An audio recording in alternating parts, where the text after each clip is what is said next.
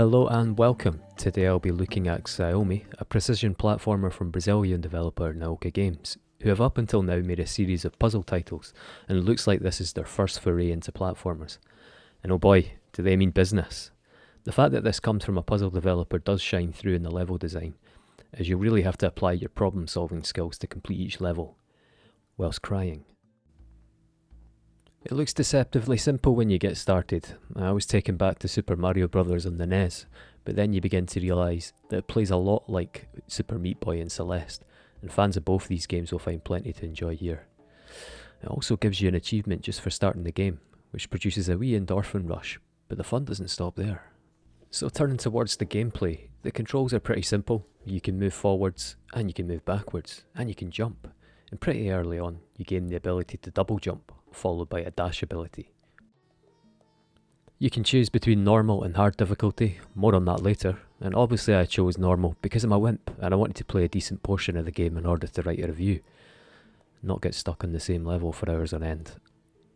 The levels grow in complexity and more types of obstacles such as spikes, nasty scorpions, moving platforms and poles with huge spikes are added.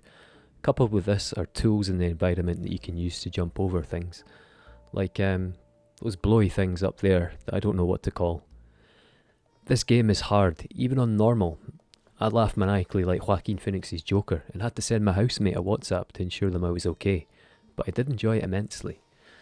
Having said that, I think the expectation is that you will be bad at this game. You even get an achievement for dying, so that's nice.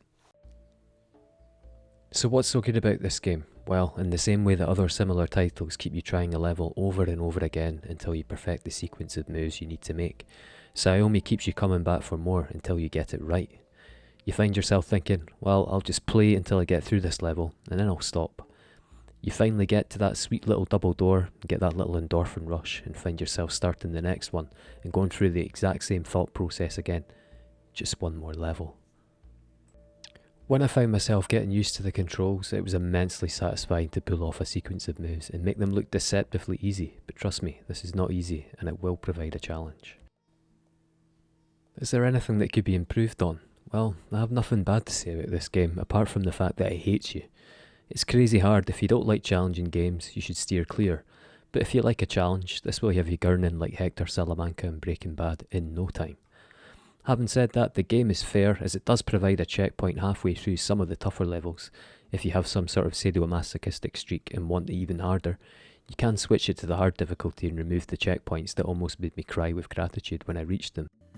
The only small criticism I might have of the game is about the way things are highlighted in the menu screens, which could be problematic, as you can see here, especially in the case of the difficulty options. Which one is it meant to be? Overall, this is a solid precision platformer that will have fans of the genre happily swearing like a sailor in no time. I'm keen to see what else this developer comes up with in the future.